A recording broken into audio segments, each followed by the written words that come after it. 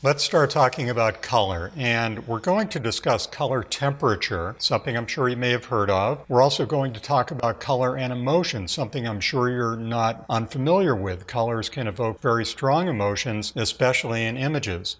We're also going to take a peek at Camera Raw, and we'll use Camera Raw just as a very simple color tool to start. We'll come back to Camera Raw later on. So let's get started. And first of all, I'd like to talk about why we might want to tint something. Tinting an image can completely change the emotional content and expression of the image to the viewer. Whether it's color or black and white, colors evoke very strong emotions.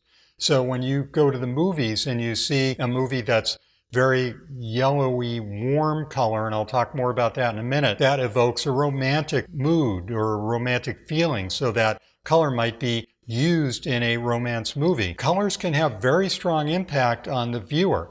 Now, I have in the past done a fair amount of color toning, and this is an image that I applied sepia toner to, and the coloration isn't necessarily here to affect an emotion, but what it does do is give something beyond just the grayscale image in this case, because you can start to have a dialogue about the color composition or the tonal composition of in the coloration versus just the actual lines and forms in the picture, which is really all you have in a grayscale image. Anyway, just to give an idea of why we tint images, and again, images have very strong emotions, and that's why you're here. You're going to apply some of these techniques to your own images.